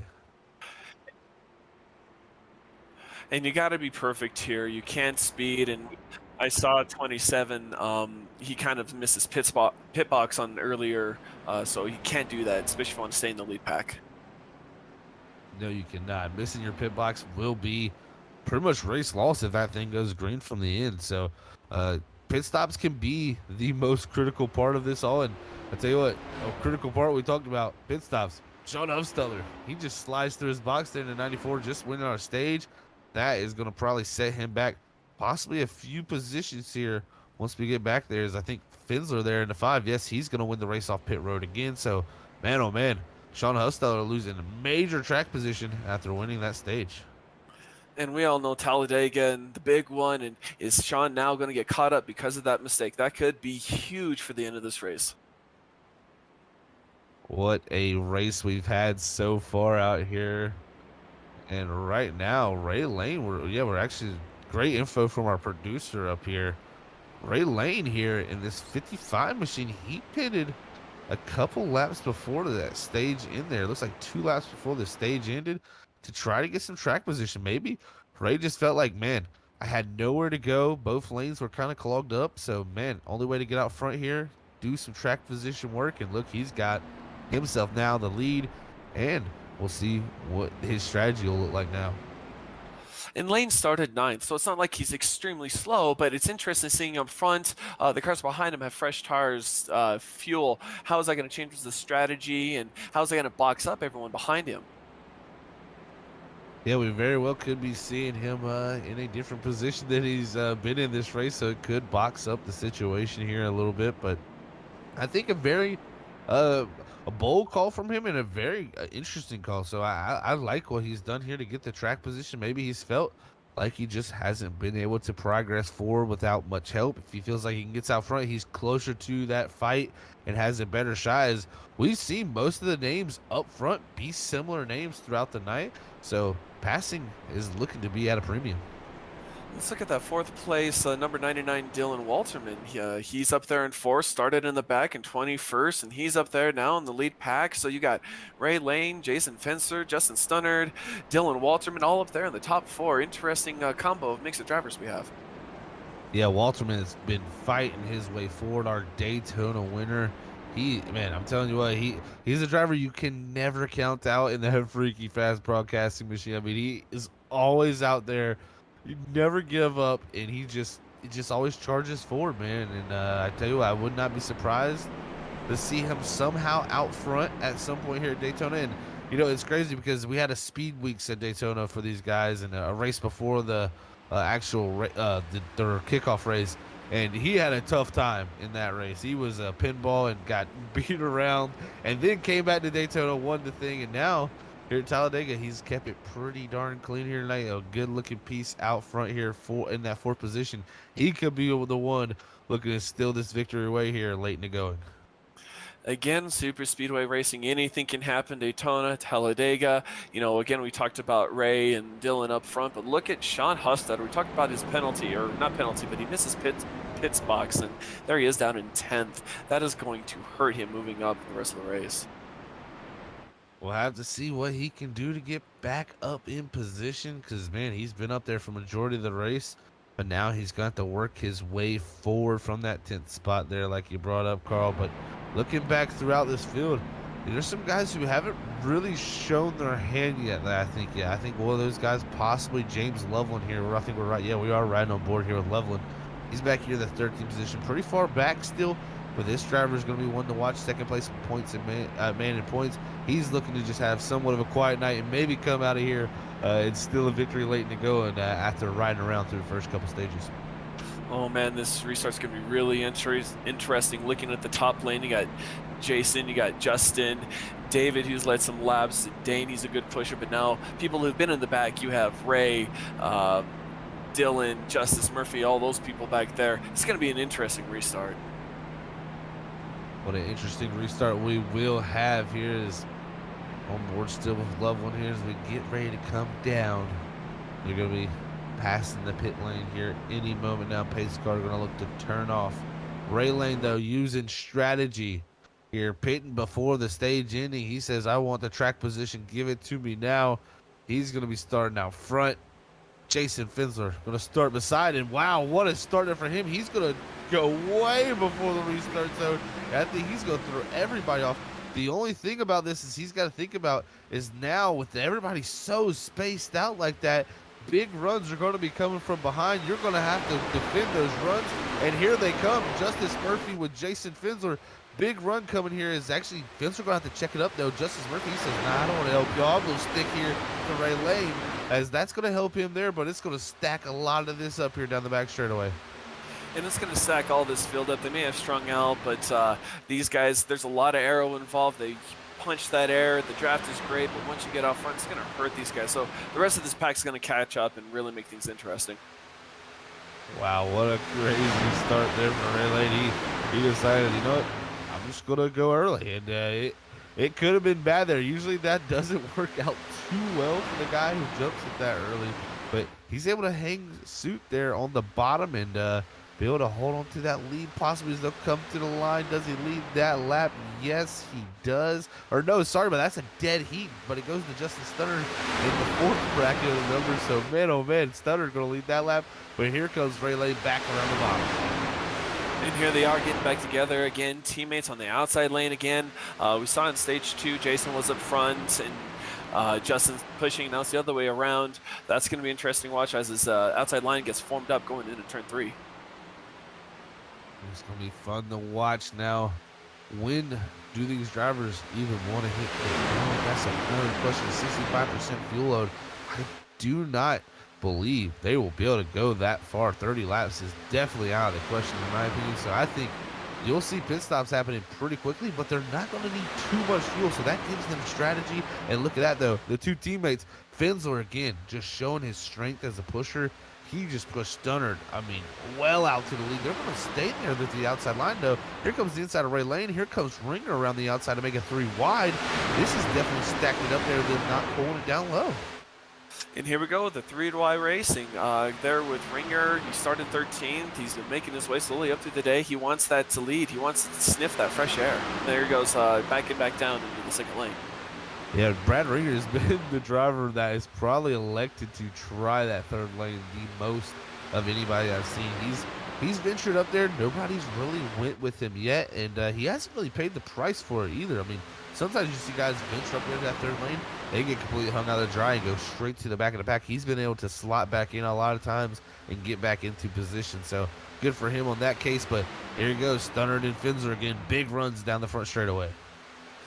And, you know, speaking on Ringer, I'm looking at some damage on his rear end. I'm wondering if, you know, that may not do so much impact in the pack racing, but maybe that's what's affecting him making and developing that third lane. I wonder if he's saving that fast repair for the last pit stop. We could very well see a few of these guys electing to take those fast repairs in that late stop if they got a little bit of air road damage possibly. But Stunner with the big push from Finzer, he was able to clear there but not pull low. We'll see if Finzer here off the floor can use a similar push to get them 2 out front. They were clear last time. They didn't pull low. We'll see if they elect to do that again. It kind of backfired on them not pulling down last time, so I'd imagine they would, but not as big a run here with Stunner, though, still out front here at the moment at lap 53. Yeah, lap 53 out of 80. You know, there's about 37 laps to go. Everyone's cooperating right now, but how long is that going to last? Of course, there's teammates up front, but how long is a teammate until they become a rival? Very much that is something that's always a good thing to see. You never know with certain teams, certain drivers, as that outside line, just, man, what a push they had there. Ringer almost even clear, Finzer clear, and Stunner clear of the bottom lane. They still elect not to pull down low. I believe they're trying to get Brad Ringer possibly with them is what I'm thinking at this moment. But man, oh man, a big push from that outside lane. But the teammate game, you know, that's always a question you got to ask yourself. When does that go out the window, or does that stay into effect all the way down to the end? Because some teammates are willing to push their teammate all the way to the end and say, man, I'll take a second place finish in Talladega. Some teammates, though, not willing to do that. They're going to throw that teammate thing out of the window in the late closing stages. They'll work with you up to the point they don't need to anymore. And we'll see how it shakes out. I imagine Jason Finzer is really gunning for Justin Stunner to get a win here. And I'd imagine that would be the way to what he probably wants the most. Definitely, but you know, people go 3 wide and stranger things have happened. We've seen earlier there's an incident when you know, catch that right rear corner just a little bit wrong and you send that other car into the wall, and how will that affect, you know, everyone else behind you? 2 by 2 here through the triangle. Ray Lane out front here in the 55 continually. He pulled off an awesome strategy there to get himself out front. He's been able to hold on to it. It's showing that if you get out front, it's pretty tough to get past you. As Sean Huffsteller here, he won won that stage, still running in the bottom lane there in the 10th position. Hasn't been able to get no track position up, but there we go again. Big run down the back straight from the outside lane. Finsler and Stunner to clear. They don't pull low again. I'm questioning, them staying high like that. That creates some type of bottleneck there, and we could see an incident out of that if those guys don't pull down low at some point. And definitely, you mentioned it, the past couple laps they can pull out on the backstretch going into both, turn 1 and turn 3. Why aren't they, cutting down in front of the lane, cutting out that lane like it looks like we're seeing them do, but are they just trying to bring someone else behind them? That is, I think, the question there, because Ringer though, now I think they're just to hold the outside lane. They believe that's where it's supposed to be. Ringer though says, guess what, guys? I'm gonna take that bottom lane and take a chance here in the right lane. I think that's the right call there to jump down low. Brad Ringer gonna take advantage of that, get down there and lead that bottom lane. That outside lane, once again, down the backstretch, getting a lot of momentum, a lot of pushing. They're getting a little chippy. We're 24 to go here, and people are tasting that win, thinking about that win. This is a very interesting call here from these guys out front. It's working, though. That outside lane has been able to produce the biggest runs we've seen so far all night, as Jason Finsler pushing his teammate Justin Stunner out front here at the moment as they control the field. Those two out front look to be some of the Pied Piper here tonight with 23 to go. The question is, you can't go to the end here, so when do you pit? These drivers are going to have to start thinking about that situation very soon. Moyer making them move down to the bottom, coming out at 1 and into 2.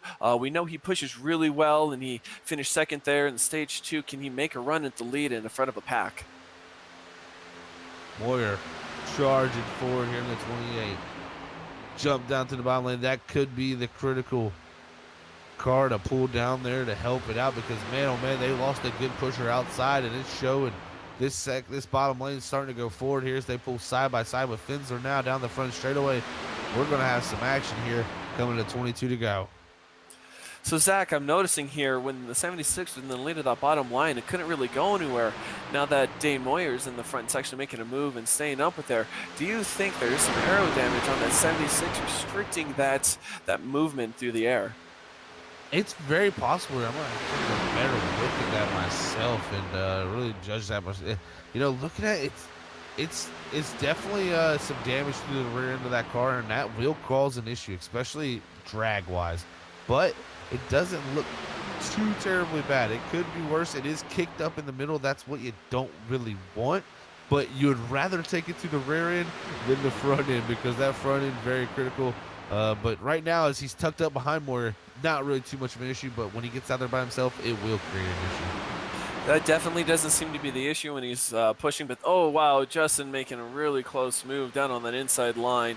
That outside line is still really much more organized than that inside line. And that is the key. Organization is the key here to get speed. And we've seen it from the outside lane, like you said there, Carl. They're really able to get the runs down these back straightaways as they come down the back straightaway here. They, had a big run, but I tell you what, Moyer and Ringer, they're really showing their strength there on the bottom lane. This is going to be a little bit more close here between these guys now as the pushes are getting into more of shoves. Well, the pushers getting shoves, people getting more aggressive, but we're getting much further and further into a green flag run. What are the strategies? How many people are on 2 tires? How many people are on no tires? How long are they going to be able to stay out there on a fuel run before they have to make that green flag stop? Yeah, when that tire wear is really the worst here. Personally, the worst time for it is going to be when they're making that pit stop. They enter pit road, it's going to be a lot tougher on those older tires. And exiting pit road is very, very tough with the cold tires. So that entry and exit of pit road is going to be a fun time and a very interesting time for these drivers. They're going to have to make sure to get down there very good. But, the timing of this is all interesting. If you make a pit stop here too early, we get a caution, you could technically pull the Ray Lane strategy of you jump everybody right to the lead because you pitted, but you got to make sure to make no mistakes and have some help to make sure you stay in front of that pack. So I wouldn't be surprised we see a few cars of 4 or 5 dump off here and try to get the pit road and try to possibly catch a caution where they could jump all these guys track position wise that would have to come down and get fuel. But Zach, the big question, the big one, when is it going to strike? We all know it does. We all know it will rear its ugly head, but we know, do you want to be ahead of that or behind that? Oh, man, that's always the question at Talladega. No safe spot, as I like to say here in restricted place racing. The only place you really want to be is out front, but sometimes you can get turned from even there. So I tell you what, I've seen it happen in every position, in every place here on this track. But look at this, Finsler and Stern kind of going back and forth. We don't know. A little bit of undecisiveness between those two there. Maybe a little miscommunication, and the wiggles back and forth between those two is definitely making everything a little interesting there. It's brought Dane Moyer and Brad Ringer right back into the picture here with 18 to go. You know, earlier we went over the weather conditions. It was 100 degrees. It's hot out there. The tires are warm. There's a lot of air being taken off the rear of these cars. They're just getting loose, and they're getting really tired. So this is where stuff's going to really start breaking down for some of these drivers. Right now, Dane Moyer out front actually is there. The 33 surges back ahead on the outside line. But again, the outside line, just way more cars tucked up in one spot. I mean, you look all the way back to Jacob Sekovich there. That's 5 cars there that are very unspaced. The 5 cars up top, all very much packed up right on top of each other, creating the energy to move forward. But again, that outside line fighting strong on the bottom. Dane Moyer pulling ahead here down the straightaway with the help of Brad Ringer. It really, with that 3-man show up front, they've been able to do pretty well. Yeah, they've been able to maintain the momentum on the outside of the corners. There's Dave in the third position on the outside lane. We know he's been itching up there, being at the front. So how long is this patience going to last, Zach? How long until he just makes that move and decides he wants the lead of this race? Inside line, making moves. Dane Moyer down the back straightaway leading this race. Here comes the outside line again, though, as that inside line looks to get a little more energetic as we get the runs here. 17 to go. The thing is, you don't want to push too hard too early because you know you got a pit stop coming. When does it happen? Here goes Dane Moyer. He slides up on the bottom. This is dangerous right there, as that could have been catastrophic. Ringer had to back out of it. Luckily, everybody did and let Moyer get back down into position, because that would have been catastrophic for the whole field. And that would have been the big one. And that would have been, but here it is, that outside, oh, making it, oh, there goes David Buell down the inside line. The whole outside line there goes, oh, a little loose. Oh, man, very interesting there. Stuttered. And Finsler finally jumped down with David Buell there in the 52 machine. They got all 3 of those drivers down there on the bottom lane. Here comes the 21 of Christopher Heights and Kevin Orlando Jr. Big run down the back stretch. Christopher Heights, though, really drove himself up to the picture late to go here. This is awesome to see. He's kept himself right there in the middle of the pack here late to go.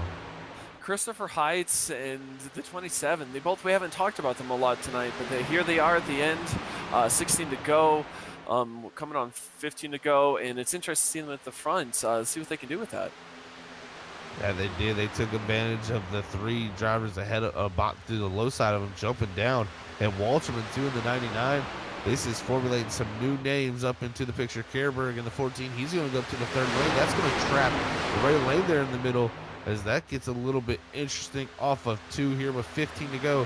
The pit stop still looming for these drivers. When will it happen is the question. We'll never know till it happens. Seeing Ringer there jump from the inside to the outside, and we've seen that outside have the momentum. It's in that inside again. The inside lane's breaking up, but now with people that have been in front all race long, it's interesting to see the ebbs and flows of this race. What do you think, Zach? Oh, and look here. Pit stops happening. Justice Murphy in the 9 machine coming down. He's going to blow the entry. So is Peyton Pesci, Grant Thrope, and the 3 of Jacob Sekovich. The first set of pit stops have gone to catastrophe, as 4 drivers there come down pit road, and all 4 of them making mistakes. And that is disastrous for the races. They were probably trying to jump the caution or jump the pit stops and make something work, and just overshooting that is just disastrous. You know, you can take advantage sometimes entering with less cars there. You can get a little more aggressive on the pit road, but that's what we call a little too aggressive there, and mistakes being made by drivers as they come down. They're going to lose any hope of this race unless we get some sort of caution to help bring them back into it. But right now, we'll see when the rest of the field elects to hit. Stunner, Finsler, Buell, Walterman, Alves are the first to come down. But Stunner really locking it up. Can he get it slowed down? I think he does. I believe so. We'll see if anybody gets any speed penalties. But here's critical. Tires are very, very slick here. Getting into the boxes in these concrete boxes, you cannot slide through. And that is going to be huge to see if the 33 sped. Oh, there's the 5 having an issue there. But here we are. Pit road is always chaotic. A huge group coming in. They got to stay together if they want to maintain this draft. Oh, man, what a recovery for Finsler, too. I mean, he slid through his box, almost hit the inside wall, and somehow got that thing in reverse that quick, got it back to where his crew could work on it. He's not even going to lose too much time. That right there could have been a race-losing move. Now he's able to recover like that, and that only a champion recovers like that, I tell you what. You know, and that just goes to show why he's leading the point standings, why he's leading, you know, halfway through the season is yes, he messed up, but how can he recover from that? And it may have been a couple of seconds, but man, he was able to save that from a disaster. What a job by Finsler there. Well going to come out in front there. But right now, Christopher Heights, your race leader, they're all hit pit road as Orlando Jr., Moyer, Huffsteller, all of these drivers here hit pit road, Ray Lane. All of these drivers looking to get fuel, only the least amount of fuel possible to get to the end. I think that was the correct call from Alam. Ooh, looks like maybe Sean Huffsteller, he might have took tires. That may have been the wrong call from that driver there, as he's going to possibly lose grips with that back. I was looking there, Zach, and it looks like Sean overshot his pit stall just a little bit again. He had to back it up there, so maybe that would make a reason why he spent so much time there on pit road.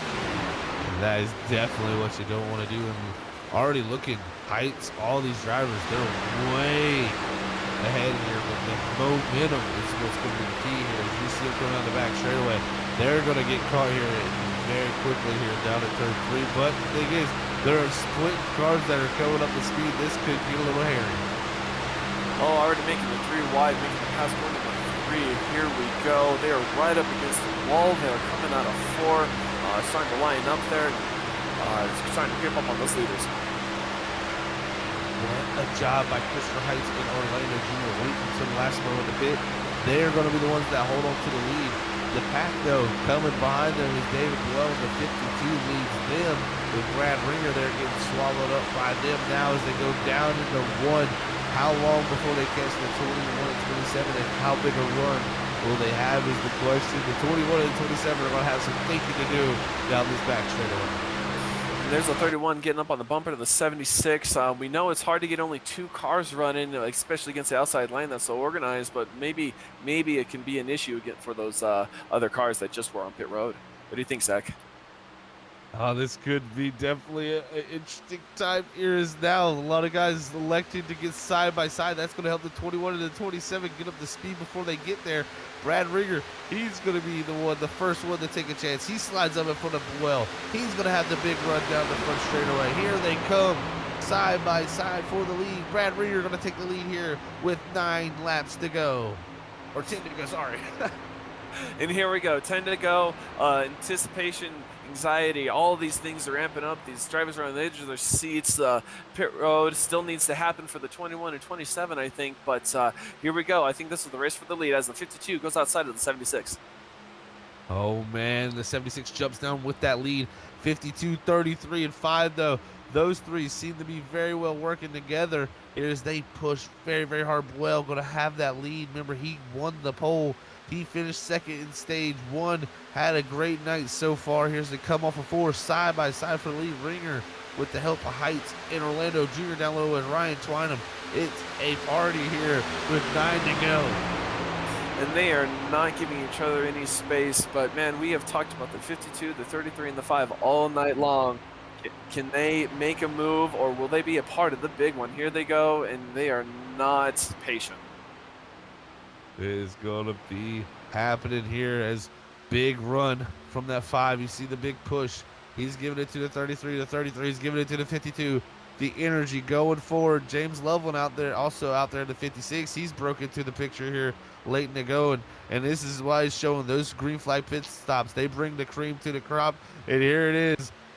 Brad Ringer out front off of 4. We're going to be coming to 8 to go. He's going to be looking for his first win. Same for David Buell. Same for Christopher Heights, Orlando Jr., Justin Stunner. I mean, the list goes on for drivers looking for a win.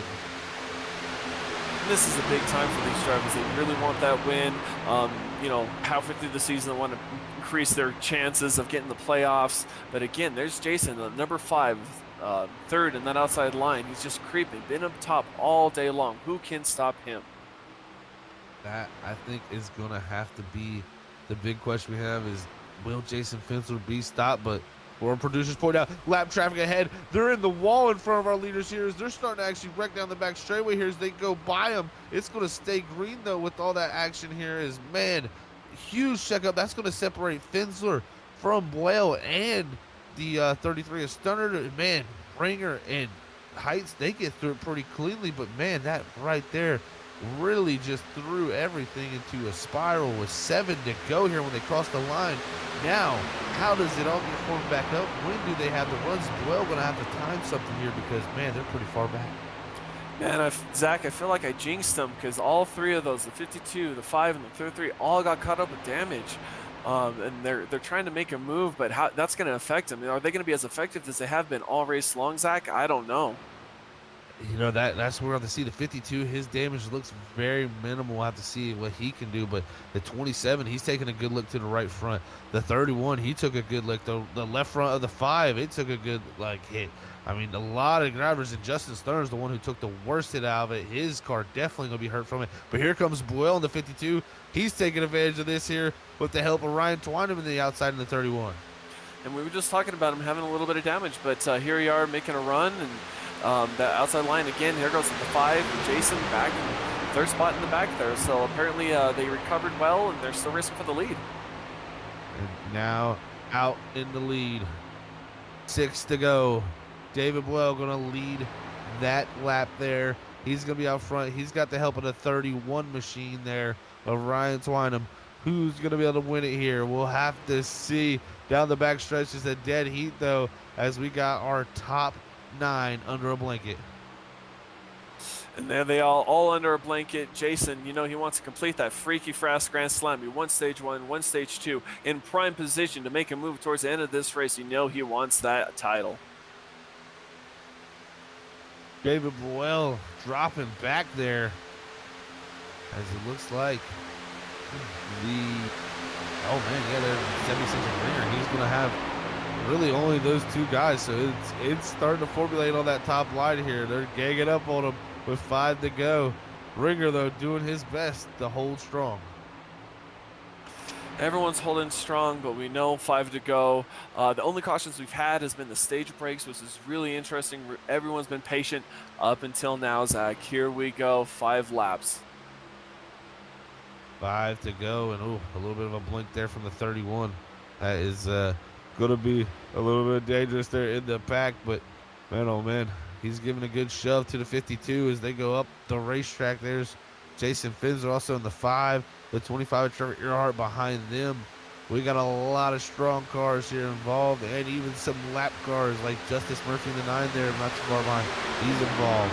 So this is going to get wild down to the end. Same with Parker Johnson. Haven't talked much about him tonight. He's up into the battle. And Jason made that move into the inside line, kind of leaving Buell on his own. Here comes everyone else on the inside line. I just wonder if he has just a little too much damage there on that outside line. Yeah, it looks like they tried to get... Oh, man, there goes Heights and Orlando Jr. They decide to go off on Brad Ringer with 4 to go. The decision's being made. Here comes Trevor Earhart to the outside of Finsler. It's all happening here. 3 wide. Brad Ringer on the bottom. Ryan Twynham pushing him. David Boyle up into the 25 there through the corner. It's getting all checked up here is Jason Finsler. He's coming into the picture there in 3rd off of 4. It's going to be coming to 3 to go. Everybody's getting a little bit antsy here coming to 3. We are going 3 wide, going to the flyover. Jason making some moves going out of 4. Everything is ramping up. We're going 3 to go at this time around. Hold on to your seats, ladies and gentlemen. On the bottom lane there, you see the 27, Orlando Jr. He's trying to do his best job here, get his win this season. Same with Christopher Heiss up high. Brad Ringer also, he won a dirt race last season. He's trying to get away with the Xfinity Series. It's anybody's game here down the back straightaway. Finsler and Buell again, they're getting teamed up. In the outside line, pushing very strong. We'll be coming to 2 to go next time by. What is going to happen here? It is impossible to tell. We have Orlando Jr. leading that outside line. You know they can It's a shorter way around the track on the bottom, but that outside line prevails with the momentum. So it's hard to say what's going to happen, Zach. We will have to see. 2 to go. Orlando Jr. going to try to lead us to the line. Yes, he will, I believe. Yeah, Orlando Jr. there with a thousandth of a second lead there with 2 to go. Into that Denny to Heat Earhart up top. He's got Johnston up tie with him. They're trying everything here with 3 wide to go down the back straightaway. Man, Heights going to need some help from the 5. And that outside line is really putting some pressure. 31 dives down to the bottom, wants nothing of it. There goes Jason pushing Heights on the outside hard. Here we go into the 3, Zach. That outside line's getting really formed up again. And yes, they are. Earhart there is trying to do everything in his power to try to get to the quarter pound of that 52, but just cannot do it now. Benz are going to be leading that lane as Heights jump down in front of Orlando Jr. We're going to have the Freaky Fast 1 to go here. If you want to get your company, your logo, your stream, anything like that up on there on our broadcast and sponsor our 1 to go, hit us up on our social media pages and we can make something happen. But at the Freaky Fast, white flag is out and Heights lead us to it. Orlando Jr. second with the help of Brad Ringer. Do we get a new winner? Finsler's trying to change all that. Earhart's coming to a big block. The 52 with them wreck down the back straight away. What can Orlando Jr. do? He's looking to go high. Possibly something here as we go down into 3 and 4. Who's going to be able to pull it off? Oh, we have Jason just got left behind down there on the inside. The 76 trying to go up. And here we are coming out of 4 on the white flag lap. Here we are coming out of 4 down the dog league. Big contact.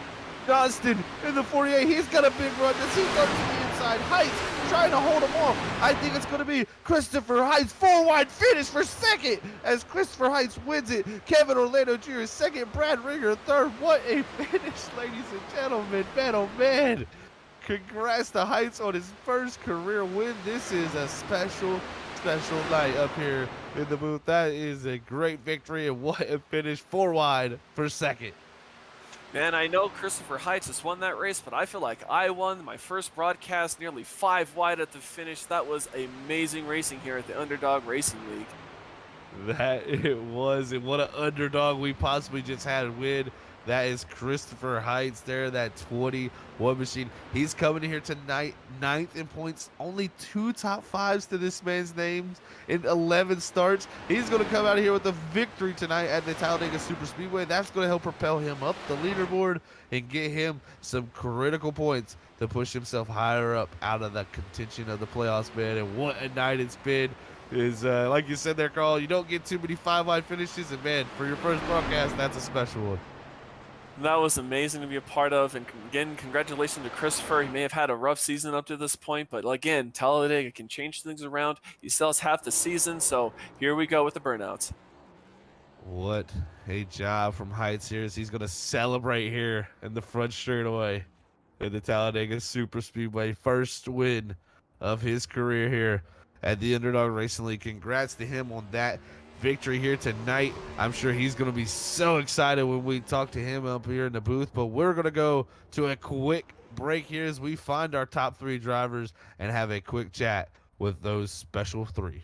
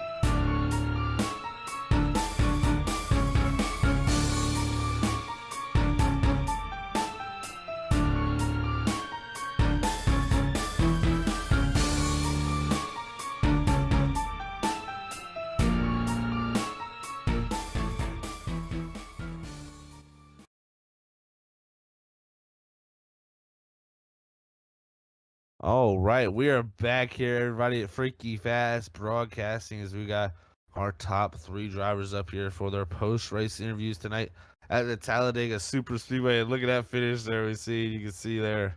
Wow, what amazing stuff from these guys. But first up is our driver from third place there, Brad Ringer, and that number 76 fought hard all night long. Let's see what he has to say about his position. Hey, Brad, it's Zach up in the booth. You got a copy, man? Yeah, here you guys. Hey, Brad, man, well, I tell you what a great run from yourself tonight, man. Always up in contention there, especially in that final portion of the stage, man.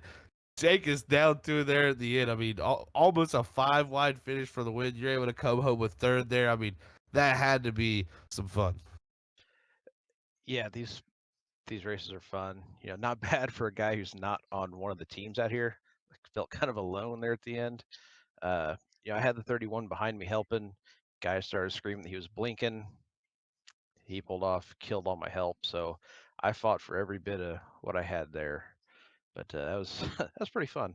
Sorry to Parker for kind of dooring him at the end, but it's coming to the checkers. Oh, that's for sure. It definitely coming through the checkers there, man. You know, got to do what you can there to get down to the finish. And, you know, we seen some very interesting calls from drivers tonight. You know, that pit really shook things up and got it all spaced out and really kind of got it really racy there at the end. You know, coming down to that pit stop, you know, you think that really the most critical thing for setting up for that race to the end? Yeah, the last pit stop's weird. The lap count is you only need like a gallon of fuel. It was really weird, but I took tires all night. I know some guys it looked like probably didn't, but it worked out. Well, man, I tell you, it definitely did. It was fun to watch you guys do battle here tonight at Talladega. It was some great action, especially going down to the end there, man. It was really, really fun to watch. But before I let you get out of here, Brad, anybody want to send a shout to in that 76 machine, man? Yeah, I gotta send a shout out to teammate Justin Carey. I wouldn't be the plate racer I am without him. He's pretty good, a bit aggressive, but that makes you a good racer. That it does, man. Well, I'll tell you what, congrats on third. We'll catch you next time you're out there, Brad. You have a great night, man, and congrats again. All right, thanks, guys. All right, that was Brad Ringer, your third place man here tonight in the 76 machine. What a drive it was for that guy. But now we got Kevin Orlando Jr. What a drive it was for him. I'm sure he would have wanted to come with the victory, but still going to come home with some good points tonight to help out that driver 8th in points. Let's hear from Kevin Orlando Jr. Hey, Kevin, it's Zach up in the booth. You got a copy, man? I do. How you doing, buddy? Doing pretty good, my friend. I tell you what, that was a wild finish coming down at the end, almost 5 wide with you guys. I'm sure coming out of turn 4, you felt like you probably were in the best seat there. Take us through what your thoughts are coming out of that corner, because you know, I'm sure you had a lot to think in there trying to go for that win. Oh yeah, no, I could barely describe to you what the thoughts were. I was watching the mirror. I was seeing 76 moving to the outside. I knew I had to make a move at that point. I did have a run going into 3 that I kind of had to abandon there because I knew that wasn't going to last all the way to the finish. I knew if I was going to make a move, it had to be going into the tri-oval. So, you know, I went for it. I decided to kind of walk the 76 up the track. Fensler got a huge run. I don't know from where, but I saw him come up to my inside, and it was just chaos at that point, just hoping to see who got to the line first. But man, that was an exciting finish. Yeah, that is one way definitely to put it there, Kevin. It is definitely super exciting. We had a blast up here calling it up here in the booth, man. You know, that was definitely some good points for you tonight too, man. You know, here at Talladega, this is 11th race of the season, 5 races now to go. With really now 4 races to go before those playoffs kick off. How important was it here tonight, especially a track like this, Talladega, where you can lose a lot of points to come out here with a good points finish? For me, it was just important to make sure I got a top 10 for this one. I'm sitting in an okay spot in points now, so I'm trying to push that out on my mind and focus on a race by race basis. But I mean, this is one of the tracks I love restricted plate racing. You know, it comes into a lot of strategy, especially with the green flag pit stops and everything. So um, it's just I love the thought process behind it, and I knew we had an opportunity to do well here today. So I'm just glad to be able to get the podium. Wish it was a win, but we were close enough to where I'm satisfied with this one. Yeah, man, that was definitely close, you know, right there, but definitely got to be satisfied with such a great finish for the league there, man, and such an exciting one at that, man. But Kevin, congrats on second. Before we let you get out of here and get ready for next week at Dover, man, anybody wants to shout to?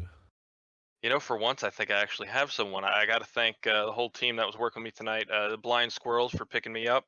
My team had some unfortunate circumstances; they weren't able to show up tonight. So rather than being stuck out alone at Talladega, they picked me up and made it happen. So got to thank them. Awesome stuff, Kevin. Congrats on second here tonight, man, and we will catch you next week at Dover, my friend. All right, thank you. Have a good one. You too, buddy. All right, everybody. That was your second place man of Kevin Orlando Jr. What a drive for him there. You heard able to get out of here tonight with some good points. But your race winner here tonight, Christopher Heights. First win of the season. First win here at the Underdog Race League. Let's hear from the man himself. Hey, Christopher and Zach up in the booth. You got a copy, man. Hey, Christopher and Zach up in the booth. You got a copy. Hey, what's happening, guys? Hey, Christopher, man, well, congrats on the race victory here, man. First of the season, and I'm sure, you go ahead and put in words for us. How does that feel? I'm still sweating right now. Jesus, I can't thank Kevin enough for helping with the pushing, but definitely excited. Oh, man. Yeah, definitely exciting night for yourself coming down there to the end. Almost 5 wide for the finish. This guy's 4 wide right behind you for second. Take us, down to the end there. You had the lead. You probably had to be thinking like you went up high there to take the lane away from Finsler, then came back down low to take that lane. Take us through your thought process there, man, because you made the right moves at the right time to get that win here tonight. It was pretty intense. Kevin was definitely helping with the pushing, and when I went up the block fence there, I told Kevin on the radio, I go, if you got the run, just go for it. And he didn't have a run. I ended up going back down and miraculously somehow stayed into it. But I'm still excited, still kind of at loss for words of winning them again. So it's been a while since I've interviewed with you guys. Yeah, man, that's a great point there, man. You got 2 top 5s this season to go along with this win. Well, now 3 top 5s. But man, this has got to be a good momentum builder for you before the playoffs kick off because you got this win here tonight. Now we're gonna head off to Dover, Chicagoland, Pocono, and Iowa, and then we're gonna be in the playoffs. So how does that feel to get a victory here to maybe build some momentum before those playoffs? Oh, I'm definitely excited. I missed out on the playoffs last season I think I was 12th overall, so I'm definitely excited to get into the playoffs this year if things keep going the way they are. Yeah, man. Well, I tell you what, if they keep heading like they are, like you said, you will be in the playoffs. So it's gonna be fun watching coming down there to the end. Christopher, congrats on the race win here tonight. Before we let you get out here, man, and go celebrate this thing, anybody wants to send a shout out to? I definitely want to send a shout out to my teammates at the Blind Squirrel things. Kevin for helping us out with pushing on the last couple laps. Definitely got to thank my fiance because last time I was in the interview, I didn't. She yelled at me. So I want to thank her for all her support and putting up with me doing all my iRacing at nighttime. Basically, that's it. Well, Christopher, I tell you what, buddy, congrats on the victory tonight. Always got to remember them shout-outs. Remember that. Yeah, You'll definitely get that one. But, man, congrats, and we'll catch you next time. Hopefully again up here, maybe another race victory in Dover, buddy. So get ready for Dover, and we'll catch you there, man. Awesome. Thank you, guys. Congratulations, buddy. All right, bye. All right, that was your race winner there, Christopher Heights in the 21 machine. What a night it was for that driver to get his first race victory of the season here and 3rd top 5. That is great to see, and I love when underdogs win. And man, that was definitely an underdog win here at the Underdog Racing League. So here's we pull up our race results. We'll go through there and see what your favorite drivers are tonight. As Christopher Heights able to get that race victory. Kevin Orlando Jr. there coming up just a little bit short there. And second, Brad Rigger able to bring home 3rd with no teammates. That's a feat in itself. 4th going to be Jason Finsler, our points leader. 5th's going to go to James Loveland. 6th's going to go to Ryan Twynham. 7th's going to go to David Boyle. 8th's going to be Ray Lane. 9th's going to go to Dylan Walterman in the Freaky Fast Machine. 10th's going to go to Nick Alves. 11th place there, Justin Stunnard. 12th's going to go to Trevor Earhart. 13th, Scott Kerberg. 14 is going to be Parker Johnston. 15 is going to be Jacob Sekovich. 16 is going to be Justice Murphy. 17 is going to be Grant Thrope. 18 is going to be Sean Husteller. 19 is going to be Cody Dorsey. 20 is going to go to Peyton Presley. 21st, Alan Bargenquist. And rounding out your field in the 22nd position is going to be Dane Moyer, as that will be your race results here tonight from the Underdog Racing League, brought to you by Ultimate Siding and Gutter LLC. Again, thank you everybody for tuning in here tonight. It's been a wonderful broadcast up here in the booth. It's been a pleasure to call. And, before we get out here, any final thoughts from you there, Carl, in your first broadcast here tonight after a wild finish here at the Underdog Racing League? Man, my only thought is I regret not showing up earlier. This is some incredible racing. There's some incredible talent in this field, and it was just really fun to watch. It really was bumper to bumper. We didn't get the big one, but there was just enough action. So it was really fun, and I really appreciate being on with a Freaky Fast broadcast, and hope to do it again. Awesome stuff, Carl. Well, we appreciate you coming up here in the booth, buddy, and we're going to have some fun next week in Dover when we head off there, ladies and gentlemen, so don't miss out there next Wednesday at 8:30 Eastern here live on Freaky Fast Broadcasting at 1440p action. We'll have the Underdog Racing League at the Dover International Speedway, so make sure you don't miss out on that and hit that subscribe and notification bell button so you can be known when we do go live on Wednesday night. So again, thank you all for tuning in. We're going to send it up to our producer, Robert Moyer Jr., to close out tonight's broadcast and get us ready for the next one. All right. Thank you, Zach and Carl. Great call in there tonight here at Talladega Super Speedway Series, as known as This is Dega, or This is Talladega. But yeah, man, what a race. What a great race to watch these guys out here. Basically 5 wide. You don't see that too much. 5 wide coming to the ending of the race. That is something else there for history itself here with the Underdog, or just overall in general racing. Like I said, you don't see that too often, but congratulations again to Christopher Heights in that 21.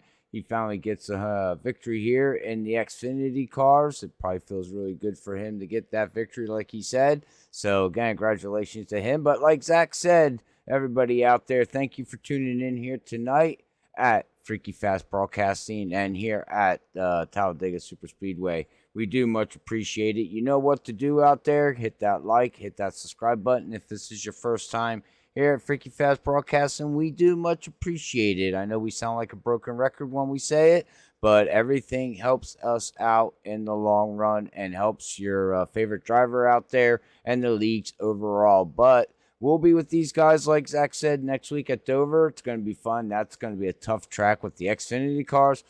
Ooh, make sure you tune into that one, because that's going to be an interesting race to watch with tire wear and just the way that track eats everything up out there.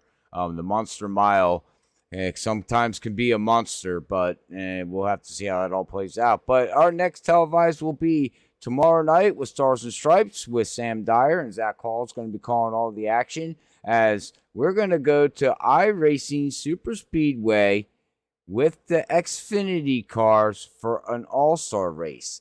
So this is going to be very, very interesting. We've never called a race there here at Freaky Fast, so make sure you tune in tomorrow and watch them people go.